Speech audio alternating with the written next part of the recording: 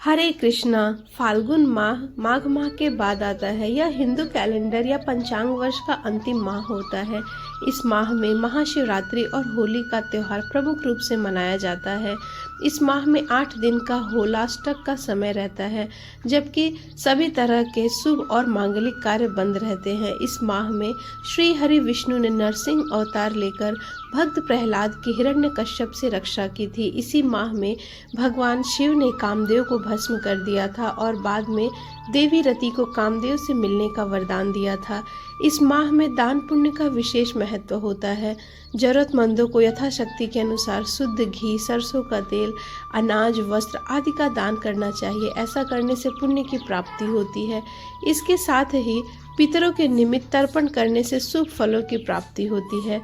चंद्रमा का जन्म फाल्गुन में मास के महीने में ही हुआ था। इस महीने चंद्रमा की उपासना करने का भी विशेष महत्व है। फाल्गुन में पूरे महीने भर में चंद्रदेव, भगवान शिव और भगवान श्री कृष्ण की उपासना करना विशेष फलदायी माना जाता है। इस माह की पूर्णिमा को फाल्गुनी नक्षत्र में आने के कारण ही इस माह का नाम फाल्गुन पड़ा। फाल्गुन महीने में अपने खान पान और दिनचर्या में बदलाव करना बहुत ही खास माना गया है, क्योंकि इस माह में भोजन में अनाज का प्रयोग कम करके मौसमी फलों का सेवन अधिक करना चाहिए। इस माह में संतान पाने की चाह रखने वाले को बाल कृष्ण की पूजा करनी चाहिए। तो दोस्तों, आज हम फाल्गुन मास के महात्म के चौथे अध्याय की कथा का श्रवण करेंगे। एक बार नैमिषारण्य क्षेत्र में श्री सौनक जी ने महाज्ञानी श्री सूत जी से पूछा कि हे सूत जी, आप संपूर्ण सिद्धांतों के ज्ञाता हैं। आप पुराणों के कथाओं के सार तत्वों के विशेष रूप से वर्णन जानते हैं। ज्ञान और वैराग्य सहित भक्ति से प्राप्त होने वाले विवेक की वृद्धि कैसे होती है तथा साधु पुरुष किस प्रकार अपने काम, क्रोध आदि मानसिक विकारों का निवारण करते हैं। इस घोर कलिकाल में जीव प्रायः आसुरी स्वभाव के हो गए हैं। इस जीव समुदाय के उद्धार के लिए किस कल्याणकारी वस्तुओं में भी उत्कृष्ट और परम मंगलकारी पवित्र व्रत को करना चाहिए। सर्वोत्तम पवित्र कारक उपाय क्या है। तब सूत जी ने कहा, हे मुनि श्रेष्ठ सौनक, तुम धन्य हो, क्योंकि तुम्हारे हृदय में पुराण कथा सुनने का विशेष प्रेम एवं लालसा है। इसलिए मैं शुद्ध बुद्धि से विचार कर तुमसे परम उत्तम शास्त्र का वर्णन करता हूँ। संपूर्ण शास्त्रों के सिद्धांत से भक्ति आदि को बढ़ाने वाला, भगवान शिव को संतुष्ट करने वाला आज मैं तुमको यह अमृत स्वरूप कथा का श्रवण कराता हूँ। सूत जी ने आगे कहा कि हे मुनि, जो मनुष्य पापी, दुराचारी, खल तथा काम, क्रोध आदि में निरंतर डूबे रहने वाले हैं, वे भी इस कथा श्रवण पाठन से अवश्य ही शुद्ध हो जाते हैं। इसी विषय में जानकर मुनि इस प्राचीन इतिहास का उदाहरण दिया करते हैं, जिसके श्रवण मात्र से पापों का पूर्णतः नाश हो जाता है। एक समय की बात है, कहीं किरातों के नगर में एक ब्राह्मण रहता था, जो ज्ञान में अत्यंत दुर्बल, दरिद्र, रस बेचने वाला तथा वैदिक धर्म से विमुख था। वह स्नान, संध्या आदि कर्मों से भ्रष्ट हो गया था और वैश्यावृत्ति में तत्पर रहता था। उसका नाम था देवराज। वह अपने ऊपर विश्वास करने वालों को ठगा करता था। उसने ब्राह्मण, क्षत्रिय, वैश्य, शूद्र तथा दूसरों को भी अनेक बहानों से मारकर उनका धन हड़प लिया था, परंतु उस पापी का थोड़ा सा भी धन कभी धर्म के काम में नहीं लगा। वह वैश्यागामी तथा सब प्रकार के आचार भ्रष्ट करता था। एक दिन घूमता घामता वह दैव योग से झूसी प्रयाग में जा पहुंचा। वहां उसने एक शिवालय देखा, जहां बहुत से साधु महात्मा एकत्रित हुए थे। देवराज उस शिवालय में ठहर गया, किंतु वहां उस ब्राह्मण को बहुत तेज ज्वर चढ़ गया। उस ज्वर से उसको बड़ी पीड़ा होने लगी। वहां एक ब्राह्मण देवता भगवान शिव की कथा सुना रहे थे। ज्वर में पड़ा हुआ देवराज ब्राह्मण के मुखारविंद से निकली हुई उस शिव कथा को निरंतर सुनता रहा।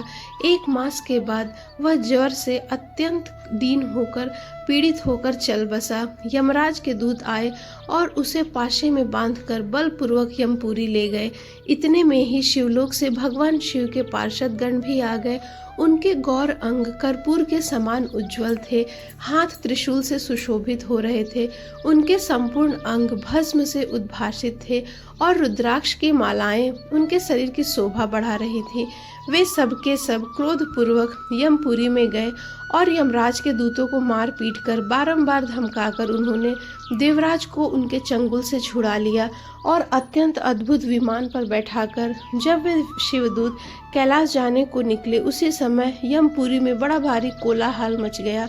उस कोलाहल को सुनकर यमराज भी अपने भवन से बाहर आए। साक्षात दूसरे रुद्रों के समान प्रतीत होने वाले उन 4 दूतों को देखकर धर्मराज उनके विधि पूर्वक पूजन किए और ज्ञान दृष्टि देखकर सारा वृत्तांत जान लिया। उन्होंने भय के कारण भगवान शिव के उन महात्मा दूतों को कोई बात नहीं पूछी और उन्हें वहां से जाने दिया। तत्पश्चात वे शिवदूत कैलाश को चले गए और वहां पहुंचकर उन्होंने उस ब्राह्मण को दया सागर शांब शिव के हाथ में दे दिया। शौनक जी ने कहा, हे महाभाग सूत जी, आप सर्वज्ञ महामते, आप कृपा प्रसाद से मैं बारंबार कृतार्थ हूँ। तब सूत जी बोले, हे शौनक जी सुनो, मैं तुम्हारे सामने गोपनीय कथा वस्तु भी वर्णन करूंगा, क्योंकि तुम शिव भक्तों में एक विशेष भक्त हो। समुद्र के निकटवर्ती प्रदेश में एक वास्कल नामक ग्राम है, जहाँ वैदिक धर्म से विमुख महापापी द्विज निवास करते हैं। वे सबके सब बड़े दुष्ट हैं। उनका मन दूषित विषय भोगों में ही लगा रहता है। वे न देवताओं पर विश्वास करते हैं न भाग्य पर विश्वास करते हैं। वे सभी कुटिल वृत्ति वाले हैं, किसानी करते और भांति भांति के घातक अस्त्र शस्त्र रखते। वे व्यभिचारी और खल हैं। ज्ञान, वैराग्य तथा सत्कर्म का सेवन ही मनुष्य के लिए परम पुरुषार्थ है। इस बात को वे बिल्कुल भी नहीं जानते थे। वे सभी पशु बुद्धि वाले थे। वहाँ अन्य वर्णों के विषय में क्या कहा जाए। अन्य वर्णों के लोग भी उन्हीं की भांति कुत्सित विचार रखने वाले, स्वधर्म विमुख एवं खल हैं। वे सदा कुकर्म में लगे रहते हैं, नित्य विषय भोगों में डूबे रहते हैं। वहाँ की सभी स्त्रियां भी कुटिल स्वभाव की, स्वेच्छाचारिणी, पापासक्त और व्यभिचारिणी हैं। वे सद्व्यवहार तथा सदाचार से सर्वथा शून्य हैं। इस प्रकार वहाँ दुष्टों का ही निवास है। उस वास्कल नगर ग्राम में किसी समय एक विंदुक नामधारी ब्राह्मण रहता था। वह बड़ा अधम था, दुरात्मा और महापापी था। यद्यपि उसकी स्त्री बड़ी सुंदरी थी, तो भी वह कुमार्ग पर ही चलता था। उसकी पत्नी का नाम था चंचुला। वह सदा उत्तम धर्म के पालन में लगी रहती थी, तो भी उसे छोड़कर वह दुष्ट ब्राह्मण वैश्यागामी हो गया था। इस तरह कुकर्म में लगे हुए उस विंदुक के बहुत वर्ष बीत गए।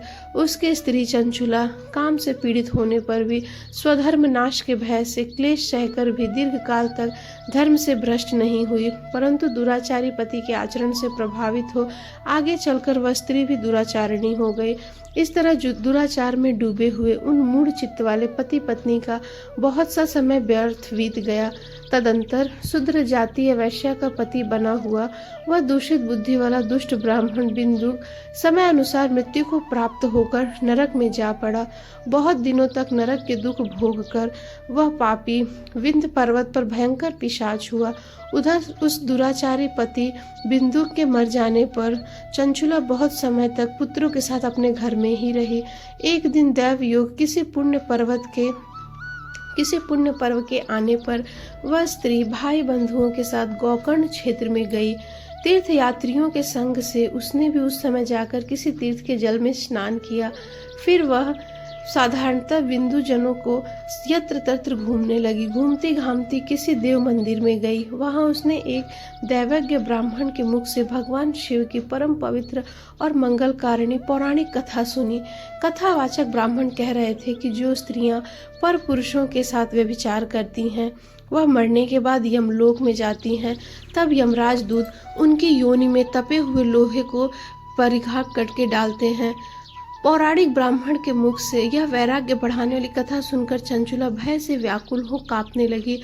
जब कथा समाप्त हुई और सुनने वाले सब लोग वहां से चले गए, तब वह भयभीत नारी एकांत में शिव पुराण कहने वाले उन ब्राह्मण देवता से बोली कि हे ब्राह्मण, मैं अपने धर्म को भी नहीं जानती थी, इसलिए मेरे द्वारा बड़ा दुराचार हुआ है। स्वामी, मेरे ऊपर आप कृपा करके मेरा उद्धार कीजिए। आज आपके वैराग्य रस से ओतप्रोत इस प्रवचन को सुनकर मुझे बड़ा भय लग रहा है। मैं कांप उठी हूँ और मुझे इस संसार से वैराग्य हो गया है। मूढ़ चित्त वाली पापिनी को मेरा धिक्कार है। मैं सर्वथा निंदा के योग्य हूँ, कुत्सित विषयों में फंसी हुई हूँ और अपने धर्म से विमुख हो गई हूँ। तब वहाँ कौन बुद्धिमान पुरुष कुमार्ग में मन लगाने वाली मुझ पापिनी का साथ देगा। मृत्यु काल में उन भयंकर यमदूतों को मैं कैसे देखूंगी। जब वे बलपूर्वक मेरे गले में फंदे डालकर मुझे बांधेंगे तब मैं कैसे धीरज धारण करूंगी। नरक में जब मेरे शरीर के टुकड़े टुकड़े किए जाएंगे उस समय विशेष दुख देने वाली उस महायातना को मैं वहाँ कैसे सहूंगी। हाय मेरी कैसी विदर्ण दशा होगी।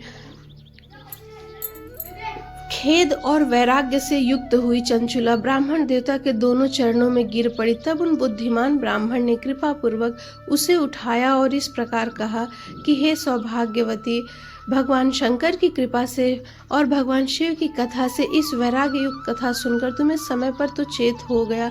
ब्राह्मण पत्नी तुम डरो मत, भगवान शिव की शरण में जाओ। शिव की कृपा से सारा पाप तत्काल नष्ट हो जाता है। मैं तुमसे भगवान शिव की कीर्ति कथा से युक्त उस परम वस्तु का वर्णन करूंगा जिससे तुम्हें सदा सुख देने वाली उत्तम गति प्राप्त होगी। शिव की उत्तम कथा सुनने से ही तुम्हारी बुद्धि इस तरह पश्चाताप से युक्त एवं शुद्ध हो गई है, साथ ही तुम्हारे मन में विषयों के प्रति वैराग्य हो गया है। पश्चाताप ही पाप करने वाले पापियों के लिए सबसे बड़ा प्रायश्चित है। सत्पुरुषों ने सबके लिए पश्चाताप को ही समस्त पापों का शोधक बताया है। जो पश्चाताप करता है वही वास्तव में पापों का प्रायश्चित करता है।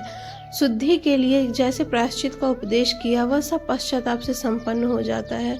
जो पुरुष विधि पूर्वक प्रायश्चित करके निर्भय हो जाता है पर अपने कुकर्म के लिए पश्चाताप नहीं करता उसे प्रायः उत्तम गति नहीं प्राप्त होती।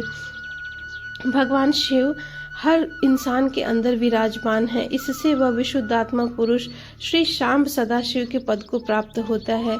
इस उत्तम कथा का श्रवण समस्त मनुष्यों के लिए कल्याण का बीज है, अतः यथोचित मार्ग से इसकी आराधना अथवा सेवा करनी चाहिए।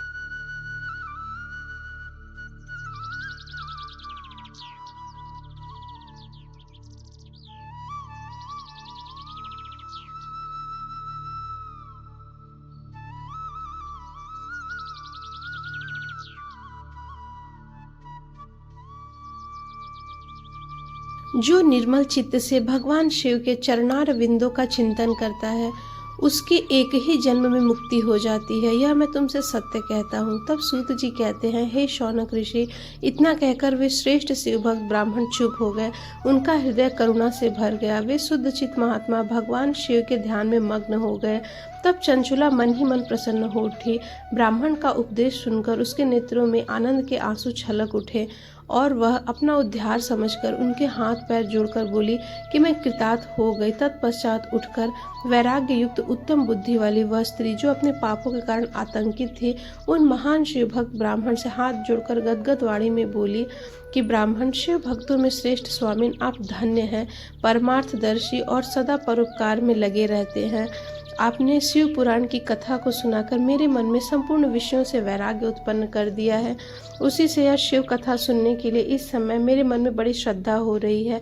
सूत जी कहते हैं कि ऐसा कहकर हाथ जोड़कर अनुग्रह पाकर चंचुला उस शिव कथा को सुनने की इच्छा मन में लिए उन ब्राह्मण देवता की सेवा में तत्पर वहां रहने लगी।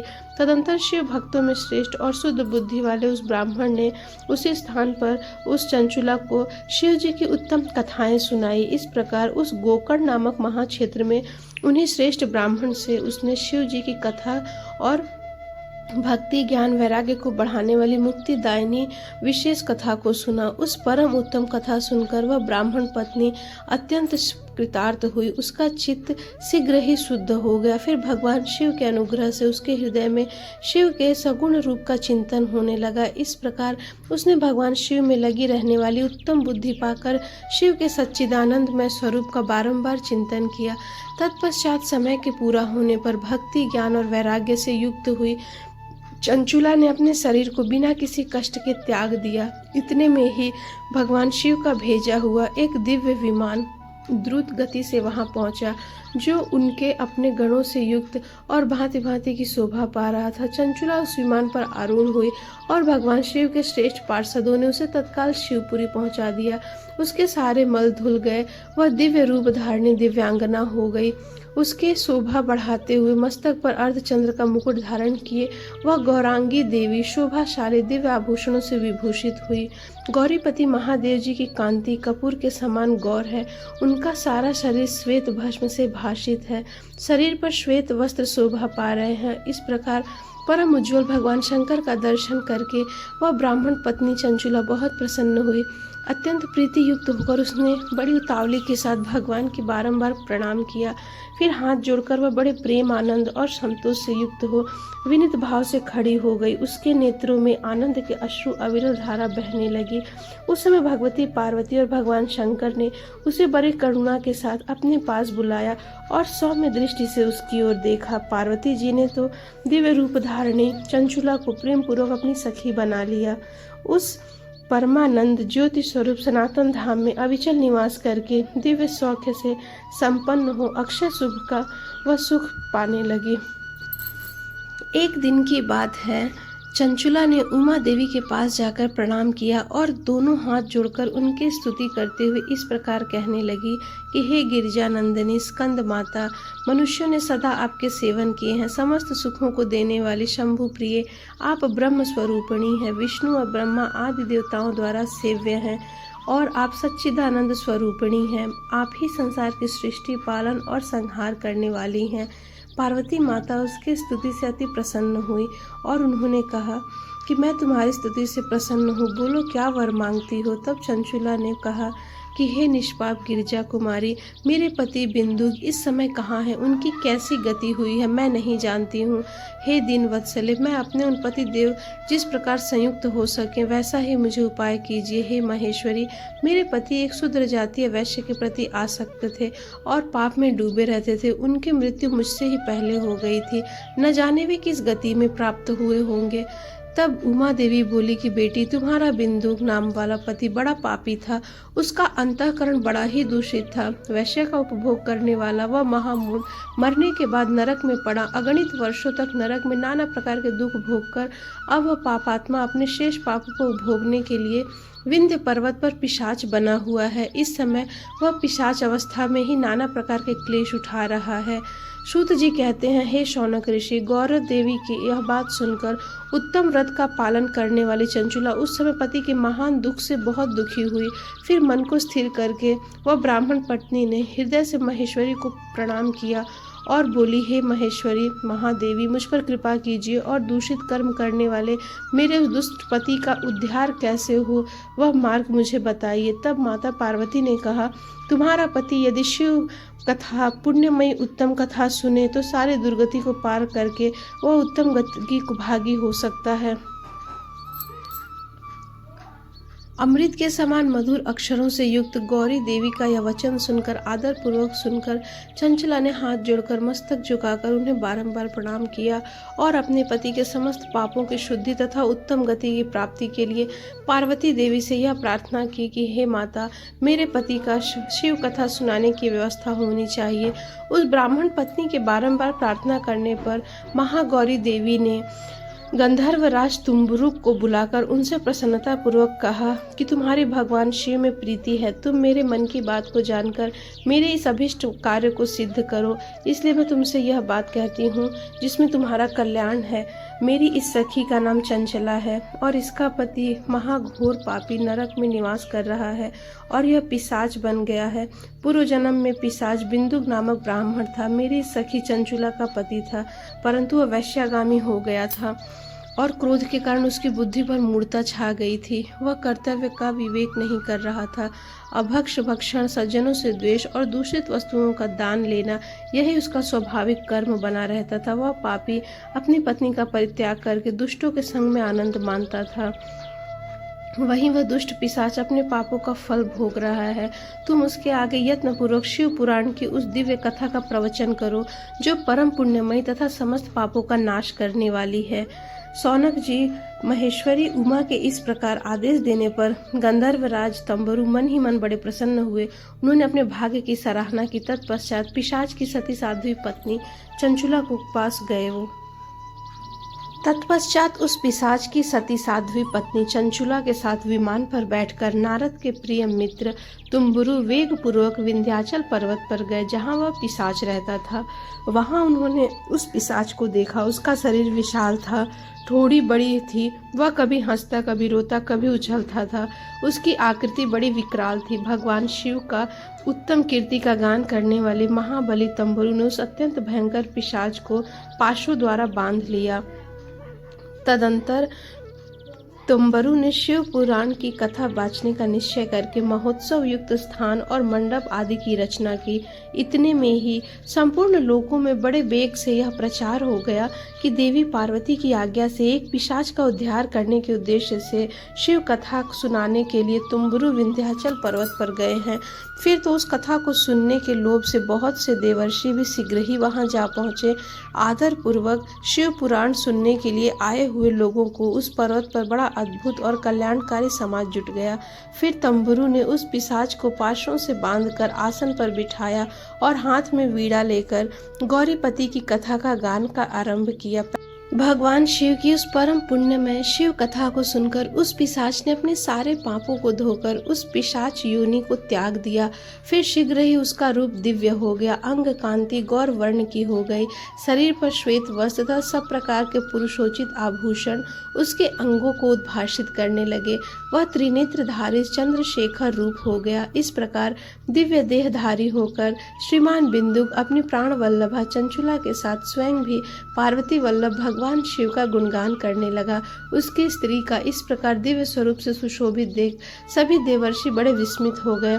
उनका चित्त परमानंद से परिपूर्ण हो गया। भगवान महेश्वर का वह अद्भुत चरित्र सुनकर वे सभी श्रोता भी कृतार्थ हुए।